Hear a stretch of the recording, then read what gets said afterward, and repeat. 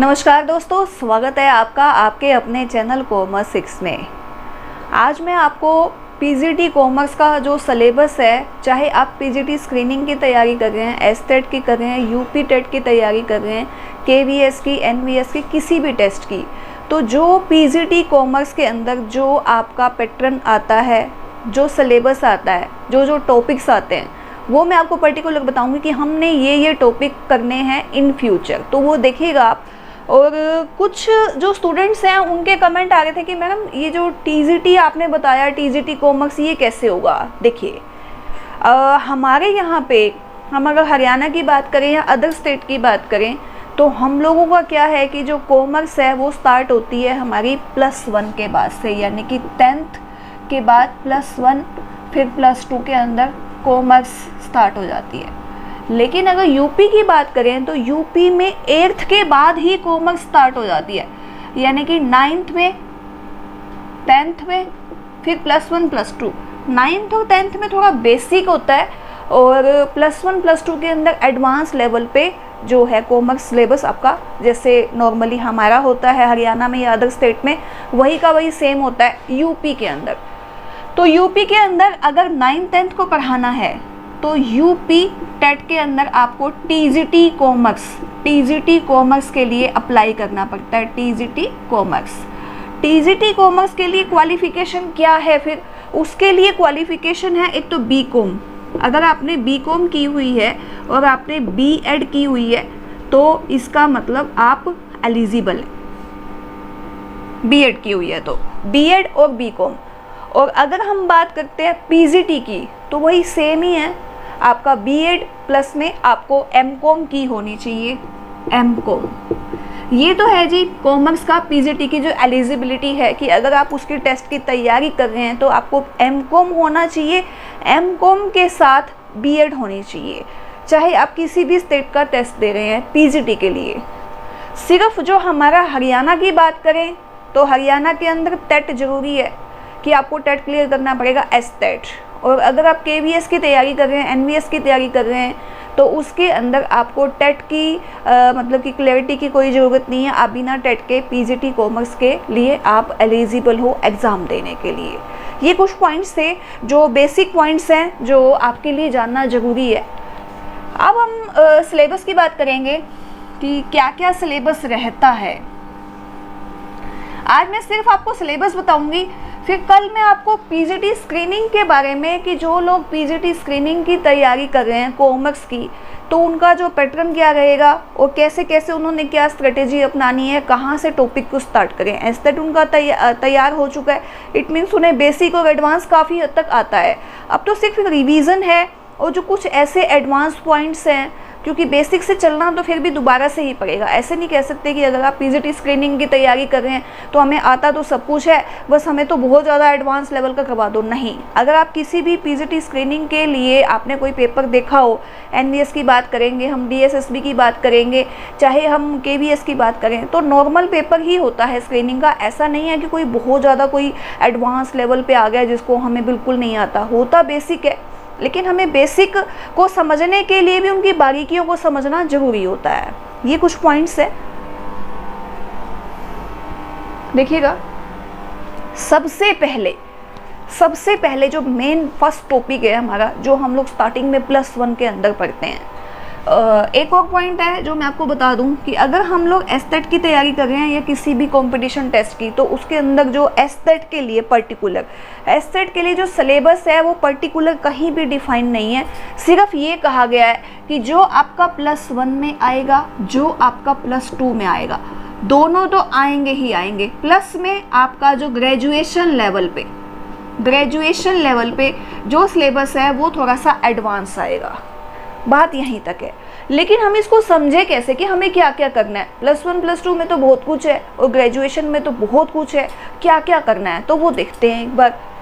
सबसे पहले है बुक कीपिंग एंड अकाउंटिंग के अंदर बिल्कुल बेसिक से कि अकाउंटिंग क्या है, टाइप ऑफ अकाउंटिंग क्या है और अकाउंटिंग्स के जो प्रिंसिपल्स क्या क्या हैं, जैसे कि हमारा जो गोइंग कंसर्न है, मैचिंग कंसर्न है, ये सब जितने भी कंसेप्ट हैं वो कंसेप्ट्स हैं और आपके जो प्रिंसिपल्स हैं सारे वो एक प्रिंसिपल इसमें से आना ही आना होता है। जर्नल एंट्रीज हैं, डेबिट क्रेडिट क्या होता है, क्या नाम जमा है, टाइप्स ऑफ अकाउंट हो गया, और बेसिक चीज़ें जो हैं वो सारी आपकी अकाउंटिंग के अंदर आएंगी। अकाउंटिंग का जो बिल्कुल बेस से हम लोग स्टार्ट करते हैं कि जो उसकी इम्पोर्टेंस है, और वो सब आएगा इसके अंदर। जर्नल एंट्री आएगी, यानी कि 2 क्वेश्चन आपके आने ही आने हैं। एक तो आपका जर्नल एंट्री में से, और एक आपका जो टाइप ऑफ अकाउंटिंग है उसमें से आ जाता है। कई बार वो बेसिक वो पूछ लेता है, जैसे कि मतलब कि अकाउंटिंग के अंदर बुक कीपिंग है और अकाउंटिंग है, अकाउंटेंसी है, उसमें से एक का मीनिंग पूछ लिया। अकाउंटिंग के कंसेप्ट किसने दिया, जैसे कि भी लुकास पेसियोली ने दिया था 1494 के अंदर। बुक किसने लिखी, इस तरह के जो बेसिक क्वेश्चन है वो भी आ जाते हैं। तो 1 या 2 क्वेश्चन आपके लगभग इसमें से बन जाते हैं। जो हमारा ये है बुक कीपिंग और आपका अकाउंटिंग। अकाउंटिंग क्या होती है, अकाउंटिंग की डेफिनेशन हो गई, अकाउंटिंग के प्रिंसिपल्स हो गए, टाइप ऑफ अकाउंटिंग हो गई, अकाउंटिंग के रूल हो गए, जर्नल एंट्री हो गई, ये सब बेसिक ये इसमें आ जाता है। ये भी पूछ लेता है, जैसे कि प्रीपेड एक्सपेंस है, प्रीपेड सैलरी है, उसकी एंट्री पूछ ली, नॉमिनल अकाउंट है या नहीं है, वो नेचर पूछ लिया, नेचर ऑफ अकाउंट पूछ लिया, पर्टिकुलर कोई एंट्री बता के एक एंट्री लिख दी, उसमें से ये पूछ लिया कि ऊपर वाला जो डेबिट है वो आपका रियल है, नॉमिनल है, इस तरह से भी वो पूछ सकता है। तो ये आपका आएगा इसके अंदर बुक कीपिंग और अकाउंटिंग के अंदर। फिर आपका दूसरा पॉइंट है, हमने जो आगे करना है, final accounting and individual. Final accounting के अंदर, फाइनल अकाउंट के अंदर हम लोग क्या करते हैं, ट्रेडिंग अकाउंट बनाते हैं, ट्रायल बैलेंस बनाते हैं, फिर उसके बाद ट्रेडिंग हो गई, फिर हम लोग प्रॉफिट एंड लॉस अकाउंट बनाएंगे, फिर हम बैलेंस शीट बनाएंगे। तो उसमें से भी क्वेश्चन आ जाता है, जैसे कि ट्रायल बैलेंस के लिए जैसे एरर ऑफ ट्रायल बैलेंस का है, एरर ऑफ ओमिशन है, एरर ऑफ कमीशन है, उसमें से एक पॉइंट बता दिया जाएगा कि भी ये मिस्टेक है, ये कौन सी है, इसमें से आ जाता है। कई बार ट्रायल बैलेंस की जो बारीकियां हैं भी, सस्पेंस अकाउंट क्या होता है, कब बनाया जाता है, ट्रायल बैलेंस के कौन से साइड में आएगा, फाइनल अकाउंट में ये ट्रेडिंग का है, प्रॉफिट एंड लॉस का, ये बैलेंस शीट की अगर मान लो कुछ डेबिट में लिखा हुआ है कोई एक्सपेंस, तो वो एसेट साइड में अगर भी है तो वो हमारी लाइबिलिटी है या वो हमारी एसेट ही है। डेफर्ड एक्सपेंस क्या होते हैं, कैपिटल रिवेन्यू क्या होता है हमारा, और हमारे जो एक्सपेंसेस हैं, कैपिटल रिवेन्यू हो गया, कैपिटल एक्सपेंसेस हो गए, रिवेन्यू एक्सपेंस हो गया, ये सब भी पूछ लिया जाता है।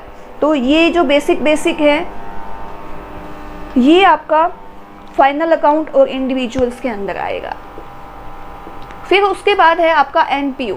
एनपीओ के अंदर non profit organisation. Non profit organisation में से क्वेश्चन कैसे आता है, रिसिप्ट एंड पेमेंट का हो गया। भी रिसिप्ट एंड पेमेंट के अंदर जो कैश इन हैंड है वो कहाँ पर लिखा जाता है, कौन से साइड में, ओपनिंग बैलेंस लिखते हैं या क्लोजिंग लिखते हैं, एनपीओ का मीनिंग क्या होता है, एनपीओ में कौन कौन से अकाउंट बनते हैं, इनकम एंड एक्सपेंडिचर बनता है या कैसे है, वो सब भी आ जाता है एनपीओ के अंदर।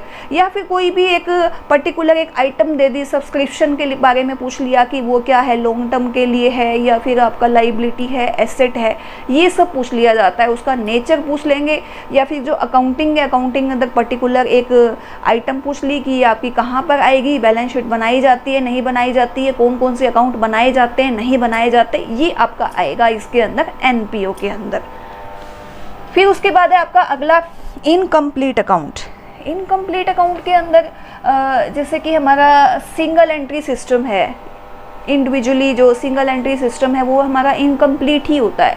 तो उसमें से भी क्वेश्चन आ जाता है कि सिंगल एंट्री सिस्टम है तो उसके कैसे मेंटेन करेंगे, एक आदि कोई एंट्री पूछ ली, या आगे की जो पोस्टिंग है, या कोई एक पर्टिकुलर मतलब कि एडजस्टमेंट के हैं, जैसे फाइनल अकाउंट के अंदर एडजस्टमेंट है, वो एडजस्टमेंट को हम लोग कहाँ एंट्री करेंगे, इस तरह के क्वेश्चन पूछे जा सकते हैं इनकम्प्लीट अकाउंट के अंदर। फिर है आपका पार्टनरशिप। पार्टनरशिप इतना इम्पोर्टेंट है, 2 क्वेश्चन इसके अंदर आने पक्के रहते हैं। एक तो इसके अंदर एक थ्योरेटिकल आता है, एक आपका प्रैक्टिकल आता है। प्रैक्टिकल के अंदर लगभग अगर बात करूं तो रेशियो एनालिसिस में से क्वेश्चन आना ही आना है। रेशियो एनालिसिस का, रेशियो कैलकुलेशन का, या तो वो एडमिशन का पूछ लेगा, या वो डेथ का पूछ लेगा, डेथ का रिटायरमेंट या डेथ का, या फिर वो वैसे ही भी अगर पार्टनर एग्जिस्टिंग में ही है और वो अपना रेशियो चेंज कर रहे हैं तो न्यू रेशियो क्या होगा। न्यू रेशियो जो कैलकुलेशन है, कैलकुलेशन की जो न्यू रेशियो है वो पूछ ली जा सकती है। आपसे सेक्रीफाइस रेशियो पूछा जा सकता है। सेक्रीफाइस रेशो पूछा जा सकता है, या फिर गेनिंग रेशो पूछा जा सकता है, और ये भी कि जो डिसोल्यूशन अकाउंट है वो कब बनाया जाता है, रियलाइजेशन अकाउंट कब बनाया जाता है, रिवैल्यूएशन अकाउंट कब बनाया जाता है, और पार्टनरशिप के अंदर जब कोई पार्टनर एडमिशन लेता है उस टाइम में जो कंडीशंस होती हैं, डीड होती है, डीड में से एक पॉइंट पूछ लिया कि भी लोन है, लोन के ऊपर इंटरेस्ट कितना दिया जाएगा, इंटरेस्ट ऑन कैपिटल दिया जाता है नहीं दिया जाता, इंटरेस्ट ऑन ड्रॉइंग लिया जाता है या नहीं लिया जाता, और पार्टनर्स कौन कौन से टाइप्स के होते हैं, कौन से पार्टनर की क्या कंडीशन रहती है, कौन सी लाइबिलिटी रहती है, इसमें से भी पूछ लिया जाता है। और एलएलपी के बारे में भी पूछ लिया जाता है, जो 2008 के अंदर जो एक्ट आया था एलएलपी, लिमिटेड लाइबिलिटी और पार्टनरशिप, उसमें से भी पूछा जाता है कई बार क्वेश्चन, एक आधा क्वेश्चन अमेंडमेंट हुई है तो वो भी पूछ लिया जाता है। तो ये पार्टनरशिप के अंदर आएगा आपका। फिर आपके आगे कंपनी अकाउंट। कंपनी अकाउंट के अंदर आपका एक तो इसके अंदर जो हमारे रूल्स एंड रेगुलेशंस हैं उसमें से क्वेश्चन पूछा जाता है कि जो कंपनी हमारी इनकॉर्पोरेट होती है तो उस टाइम में जब रजिस्ट्रेशन होता है तो कौन कौन से रूल एंड रेगुलेशंस हैं, कहाँ पर लिखे जाते हैं, वो उसके बारे में पूछा जाता है। एक आपका इसके अंदर भी कंपनी अकाउंट के अंदर लाइबिलिटी का सबसे ज़्यादा होता है कि लाइबिलिटी जो है वो जो शेयर होल्डर्स हैं उनकी लिमिटेड होती है या अनलिमिटेड होती है, और जब शेयर ट्रांसफ़र होता है, अभी प्राइवेट कंपनी है उसके मेंबर कितने हैं, जैसे पिछली बार ये क्वेश्चन आया हुआ था कि मेंबर कितने हैं, अभी मिनिमम कितने होते हैं, मैक्सिमम कितने होते हैं प्राइवेट में, और आपके पब्लिक के अंदर कितने होते हैं, इस तरह का क्वेश्चन आ जाता है। थ्योरेटिकल पार्ट और कई बार प्रैक्टिकल भी आ जाता है कि जैसे प्रो राटा बेस पे अगर शेयर्स इशू होते हैं तो उसके अंदर भी पर्टिकुलर जो एक शेयर होल्डर है उसका बता देंगे कि फॉरफिट अकाउंट में कितना आएगा, कैपिटल रिजर्व के अंदर कितना जाएगा, रिजर्व कैपिटल के अंदर, इस तरह से क्वेश्चन आपका आ जाता है। एक तो आपका कैलकुलेशन का आ जाएगा, एक आपका थ्योरी का आ जाता है, तो दो क्वेश्चन इसके अंदर आते ही आते हैं आपके। फिर आपका अगला है स्टैटिस्टिक्स। स्टैटिस्टिक्स में से 3 क्वेश्चन आने के चांसेस रहते हैं, 2 या 3 क्वेश्चन। स्टैटिस्टिक्स में से जैसे कि आपका एरर पूछ लिया जाता है कि भी टाइप 1 एरर, टाइप 2 एरर हमेशा आता है। ये ऐसा हाइपोथेसिस वाला जो टॉपिक है, ऐसा कोई एग्जाम नहीं है जिसके अंदर इससे रिलेटेड क्वेश्चन ना आया हो। नेट की बात करें, एसटेट की बात करें, एनवीएस की, डीएसएसबी, सब के अंदर मैं सबको एनालिसिस करके, मैंने सभी जितने भी क्वेश्चन पेपर हैं उन सबको एनालाइज करके मैं आपको बता रही हूँ कि इस टॉपिक में से कौन सा आपका चांसेस रहेगा आने का। तो मैंने पूरा एनालाइज किया है, आप खुद भी इसको चेक कर सकते हैं कि हाँ इसमें से पर्टिकुलर इस तरह के क्वेश्चन आपके आए हुए हैं। तो स्टैटिस्टिक्स में से एक तो आपका एरर का जरूर आएगा, टाइप 1 एरर, टाइप 2 एरर है, और एक आपका इसके अंदर डाटा का है, जैसे मीन, मीडियन, मोड है, एक क्वेश्चन उसमें से आना ही आना है, या तो वो हार्मोनिक मीन है, उसमें से एक क्वेश्चन आ जाता है, पिछली बार भी आया हुआ था स्टेट के अंदर, हार्मोनिक मीन है, मीन मीडियन मोड है, मोड के फार्मूला पूछ लिया जाता है, वैल्यू दे दी उसको पुट कर लिया, और मीन में से भी एक क्वेश्चन आपका आना है ना। तो 3 क्वेश्चन जो हैं आपके वो आते ही आते हैं स्टैटिस्टिक्स में से कम, ज़्यादा की तो कुछ नहीं कह सकते। ऑडिटिंग की बात करें तो ऑडिटिंग बहुत ज़्यादा इंपॉर्टेंट तो नहीं है, एक आधा क्वेश्चन इसमें से आ जाता है। ऑडिटिंग का एक्ट पूछ लिया, पर्टिकुलर कोई एक मतलब कि टाइप्स पूछ लिया, कोई कंडीशन बता दी ऑडिटिंग के अंदर क्या ज़रूरी है क्या नहीं है, कितने टर्नओवर होने पर ऑडिटिंग करनी ज़रूरी होती है, इस तरह का एक क्वेश्चन आपका आ जाता है ऑडिटिंग में से। फिर उसके बाद है आपका nature and purpose of account. Nature and purpose of account के अंदर भी जो हम लोग अकाउंट्स बनाते हैं वो किस किस तरह के नेचर के हैं, किस तरह से बनाए जाते हैं अकाउंट का, जो मतलब कि हमारी कैलकुलेशंस हैं, कंपनी अकाउंट है तो वो बैलेंस शीट कौन से अकाउंट उससे बनाते हैं, वो सब जो नेचर रहेगा अकाउंटिंग के टाइप के अंदर भी आएगा वो, तो वो सब कुछ आएगा इसके अंदर नेचर ऑफ अकाउंट्स के अंदर। हमारा अकाउंट्स का जो नेचर है हमारा फॉर्म ऑफ बिजनेस, हमारा बिजनेस की फॉर्म क्या है, सोल प्रोप्राइटरशिप है, पार्टनरशिप है, कंपनी है, जॉइंट स्टॉक कंपनी है, या फिर हिंदू फैमिली है, एचयूएफ है। तो उस तरह से उन सब के जो रूल एंड रेगुलेशंस हैं, अगर हम सोसाइटी में काम कर रहे हैं या किसी भी, तो हमारी जो लाइबिलिटीज़ हैं वो कौन सी होंगी, कौन से एक्ट के अकॉर्डिंग है। मान लो पार्टनरशिप है तो 32 के अकॉर्डिंग काम कर रहे हैं, अगर हमारी कंपनी है तो अब तो 2013 है उसके अकॉर्डिंग हम लोग काम कर रहे हैं, सोसाइटी है तो वो किस एक्ट के अकॉर्डिंग। तो वो सारे जो एक्ट हैं, जो ईयर हैं, वो हमें याद करने पड़ेंगे, और जो लाइबिलिटीज़ हैं हमारी कि उस पर्टिकुलर फॉर्म में हम लोगों की लाइबिलिटी क्या रहेगी, उससे रिलेटेड क्वेश्चन आते हैं इसके अंदर। उसके बाद अगला है हमारा joint stock company, joint stock company वही इशू ऑफ शेयर्स आ गए आपके, issue of share, debenture, debentures में से भी ये क्वेश्चन आ जाता है, प्रैक्टिकल क्वेश्चन भी आ जाता है डिबेंचर का कि रिडेम्पशन ऑफ डिबेंचर है, उससे रिलेटेड जो हैं पॉइंट्स वो आ जाते हैं और एक प्रैक्टिकल क्वेश्चन आपका आने के चांसेस रहेंगे इसके अंदर। फिर है new issue and stock exchange. Stock market का आता है क्वेश्चन, एक क्वेश्चन आ ही जाता है कि भी जो शेयर मार्केट है वो, जो हमारा स्टॉक एक्सचेंज है वो निफ्टी है, जो NSE है, नेशनल स्टॉक एक्सचेंज है, चाहे हमारा बॉम्बे स्टॉक एक्सचेंज है, कौन सा है, कितने शेयर हैं, उससे रिलेटेड क्वेश्चन आपके आ जाते हैं। जो शेयर्स हैं, स्टॉक है, मार्केट है, कैपिटल मार्केट है, आपकी मनी मार्केट है, उससे रिलेटेड की, और जो कैपिटल मार्केट और मनी मार्केट में से एक क्वेश्चन उससे भी आ जाता है, जैसे ट्रेजरी बिल हैं वो हमारे सेफ हैं या नहीं है, कॉमर्शियल पेपर हैं, और कौन सा उसका कंपनी अकाउंट का जो है कंपनी मार्केट का, कैपिटल मार्केट का हो गया, और कौन सा हमारा मनी मार्केट का जो पार्ट है, इंस्ट्रूमेंट है, उससे रिलेटेड पॉइंट जो है वो पूछ लिए जाते हैं इसके अंदर। फिर फॉरेन ट्रेड, फॉरेन ट्रेड के अंदर आपका जैसे बैलेंस ऑफ पेमेंट है, उससे रिलेटेड आ जाता है क्वेश्चन कि, और जो फॉरेन मार्केट के अंदर जो जितनी भी एजेंसीज़ हैं, जैसे ब्रिक्स है या आपके G20 है, और भी जितनी भी हमारी जो नेशनल है, IMF है, इसके बारे में पूछ लिया, इसके हेड ऑफिस कहाँ है, WTO कहाँ है, गेट है, गेट क्या, कब इसकी एस्टेब्लिशमेंट हुई थी, गेट की फुल फॉर्म क्या है, WTO की इनकी हेड ऑफिस, इनकी एस्टेब्लिशमेंट के साथ साथ इनके जो मतलब कि इनका मोटिव क्या है, और WTO से गेट बनने में कितने राउंड लगे, 8 लगे, 9 लगे, या उस राउंड का पर्टिकुलर नेम पूछ के ये पूछ लिया जाता है कि ये किससे रिलेटेड है, WTO से है, गेट से है, किससे है। तो उस तरह के क्वेश्चन आपके फॉरेन ट्रेड के अंदर आते हैं। फिर इंश्योरेंस, इंश्योरेंस के अंदर तो लगभग यही क्वेश्चन आता है कि जो इंश्योरेंस है वो किस बेस पे रहता है, हमारा गुड फेथ पे रहता है, हमेशा इस तरह का क्वेश्चन आता है। जो लाइबिलिटी है, जो एक पर्टिकुलर कंडीशन बता दी जाएगी, उसमें से पूछ लिया जाएगा कि इंश्योरेंस किससे रिलेटेड है, ऐसा क्वेश्चन भी आ जाता है। फिर है banking and money, money and banking में से आपके क्वेश्चन 2 या 3 आ जाते हैं। पर्टिकुलर किसी बैंक की एस्टेब्लिशमेंट पूछ ली जाती है, एक बार एक्सिम बैंक की आई थी, एक बार आपकी इसमें UTI की आई थी, रिजर्व बैंक के बारे में पूछ लिया, इस बार की सेंट्रल बैंक कौन सा है, तो RBI हमारा सेंट्रल बैंक है, RBI की एस्टेब्लिशमेंट है वो पूछ ली जाती है। बैंकों में से 1 या 2 क्वेश्चन आते हैं आपके, कौन सा बैंक प्राइवेट है, नेशनलाइज बैंक कितने हैं, कौन से होते हैं, गवर्नमेंट के उसमें होते हैं या नहीं होते, तो इस तरह के क्वेश्चन जो हैं आपके वो भी आ जाते हैं बैंकिंग के, मनी एंड बैंकिंग के, कि जो प्राइवेट कौन सा बैंक है, गवर्नमेंट का कौन सा है, और ईयर ऑफ एस्टेब्लिशमेंट जो हैं जितने भी बैंक्स हैं वो इम्पोर्टेंट है, वो आ जाता है। फिर उसके बाद मैनेजमेंट, मैनेजमेंट के अंदर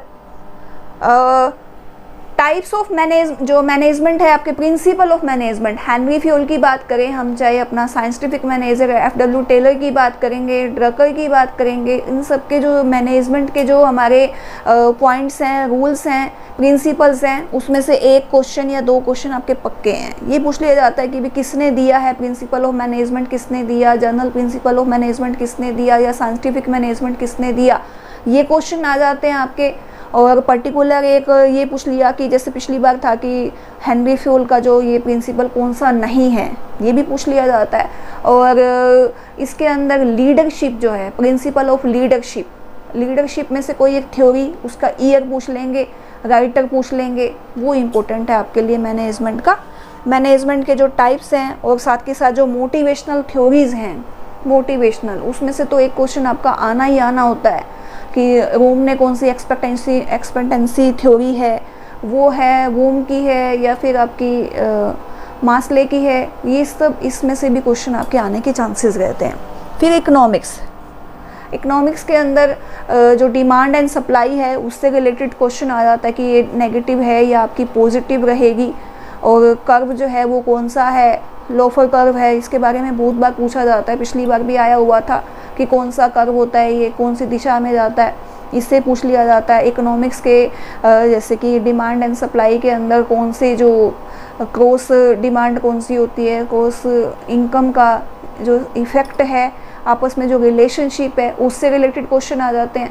और कंपटीशन है, परफेक्ट कंपटीशन है, इनपरफेक्ट है, MR AR किसके बराबर होता है, कौन सी कंडीशन में बराबर होता है। तो ये सब क्वेश्चन जो हैं इकोनॉमिक्स के वो आपके आ जाते हैं। इकोनॉमिक्स की जो माइक्रो है, मैक्रो इकोनॉमिक्स है, उससे रिलेटेड। और डिमांड एंड सप्लाई का जो है सबसे ज़्यादा इंपॉर्टेंट तो आपका वही वाला जो टॉपिक है, रिलेशनशिप पूछ ली जाती है, कर्व पूछ लिए जाते हैं, कौन सी दिशा में जाएगा। और आपके जो शिफ्टिंग है या मूवमेंट डिमांड है वो भी पूछ लिया जाता है कि जो शिफ्टिंग में और जो मूवमेंट है उसमें क्या डिफरेंस है। फिर उसके बाद आ गया मार्केटिंग। पिछली बार की अगर मैं बात करूं एस्थेट की, तो HRM और मार्केटिंग का बहुत पार्ट आया हुआ था। इतना आया हुआ था कि अगर मैं कहूँ कि पेपर बनाने वाला जो था वो शायद मार्केटिंग का ही उसका पर्टिकुलर फेवरेट सब्जेक्ट रहा होगा, जो मार्केटिंग के इतने क्वेश्चंस थे। नैरो मार्केटिंग क्या होती है, नैनो मार्केटिंग क्या होती है, कौन सा है, किससे मार्केटिंग बढ़ती है, और HRM की लेबर जो है उससे रिलेटेड क्वेश्चंस थे, उनकी सैलरी के, उनके परफॉर्मेंस से, और मार्केटिंग के इतने क्वेश्चन थे। मार्केटिंग के अंदर वैसे जो उनके जो कंसेप्ट्स हैं किसने दिए हैं, कौन इसका फादर है मार्केटिंग का, 4P 7P, और साथ के साथ किसके लिए मार्केटिंग की जाती है, क्या क्या स्ट्रेटेजीज हैं, STP क्या है, इसमें से भी क्वेश्चन आपके आ जाते हैं। और जो मार्केटिंग क्या होती है उसके जो पॉइंट्स हैं वो भी। और HRM के अंदर पूरी थ्योरी आपकी HRM की, जो सैलरी देने का जो परफॉर्मेंस है, अप्रेजल कैसे लगती है, कैसे एम्प्लॉयज़ ज़्यादा काम करते हैं, किस तरह से है, क्या कंडीशंस होती हैं, क्या क्या रूल एंड रेगुलेशंस हैं, क्या सौदेबाजी होती है, इन सब से रिलेटेड क्वेश्चन जो हैं HRM के बहुत आते हैं। वो DSSP की बात करें तो HRM का बहुत पार्ट आता है। अगर मैं बात करूं कि उसके अंदर 200 क्वेश्चन है तो 50 से 60% जो 50-60 क्वेश्चन है वो HRM के आते हैं DSSP के अंदर। KVS और NVS के अंदर भी HRM और मार्केटिंग का काफ़ी पार्ट आता है। तो ये पर्टिकुलर एक मैंने कोशिश की है कि एक सिलेबस इस तरह से आपको एक्सप्लेन करने का, आपको डिफाइन करने का, जिससे आपका लगभग जो माइंड है वो सेट हो जाए कि हमने करना क्या है, हमने क्या क्या करना है। बहुत से स्टूडेंट ऐसे हैं जिनका गैप चल रहा है, मतलब कि 5 साल 10 साल के बाद अचानक से उनको लगा कि हाँ अब हमें पढ़ाई शुरू करनी चाहिए। गैप आ गया 10 साल का, 15 साल का, 5 साल का, 4 साल का, सब भूल गए। क्या डेबिट क्या क्रेडिट है हमें नहीं पता, क्या प्रिंसिपल है मैंने मतलब पूरी कोशिश ये की है कि आपको पूरा एक्सप्लेन करने की, क्योंकि बहुत से स्टूडेंट ये है जिनका बेस जो है वो पहले था कभी एक टाइम में, अब वो बेस रहा नहीं, गैप आ गया, ये नॉन टीचिंग की जॉब करने लग गए, कई हैं टीचिंग की जॉब कर रहे हैं, लेकिन फिर भी उनको लगता है कि हम एक बार बेसिक से अगर रिवाइज करवा लें तो बहुत अच्छा रहेगा। तो इसीलिए क्लासेस जो हैं वो स्टार्ट हो जाएंगी हमारी। अभी मैंने सिर्फ एक आपको सिलेबस डिफाइन कराया, कल मैं आपको थोड़ा सा PGT स्क्रीनिंग का पैटर्न बताऊंगी, फिर हम धीरे धीरे टॉपिक 1 बाय 1 उठाएंगे और उसको एक्सप्लेन करेंगे बेसिक से एडवांस की तरफ। और काफ़ी स्टूडेंट ये कह रहे थे कि मैम फीस के बारे में बताओ या ऐसा कुछ। अभी तो देखिए जो इस तरह जो कंडीशन चल रही है कोरोना काल में, लोगों की फाइनेंशियल पोजीशन भी इतनी अच्छी नहीं है और ऑफलाइन क्लासेस लेना मुश्किल हो गया, तो ऑफलाइन में ऐसा कोई पर्टिकुलर सेटअप बन नहीं रहा है। तो अभी तो जो मेरी क्लासेस हैं वो फ्री ऑफ कॉस्ट ही रहेंगी, सबके लिए फ्री ऑफ कॉस्ट है। और बाकी इन फ्यूचर आगे जो प्लानिंग होगी वो करेंगे। क्लासेस स्टार्ट हो जाएंगी, हम लोग जो है तैयारी करवाएंगे किसकी, PGT स्क्रीनिंग की, एस्थेट की, NVS की, जो भी कॉमर्स से रिलेटेड कोई कंपटीशन टेस्ट है, चाहे आपका TGT का है, PGT का है, चाहे आपका टेट का है, आपके सबके लिए रेलिवेंट रहने वाला है जो हमारी क्लासेस स्टार्ट होंगी। प्लेलिस्ट के अंदर मेरी वीडियो काफ़ी सारी डली हुई हैं, आप वो भी चेक कर सकते हैं, वो भी हेल्प देंगी। अब नए सिरे से नए ढंग से और क्लासेस चलेंगी, जो सिलेबस मैंने करवाया उससे भी और ज़्यादा अच्छा एक्सप्लेन करके कोशिश करेंगे कि हम और अच्छा करवा सकें आपको, जिससे आपको बेहतर कंटेंट मिले। जो पिछले प्रीवियस ईयर के पेपर हैं उनको उठाकर उनसे जो MCQs हैं, जितने भी बाकी कंपटीशन टेस्ट के पेपर हैं उन सब में से MCQs कराते रहेंगे, एक टॉपिक कराएंगे और कुछ आपके MCQs कराते रहेंगे स्टार्टिंग से ही, ताकि आपको दिक्कत नहीं आएगी।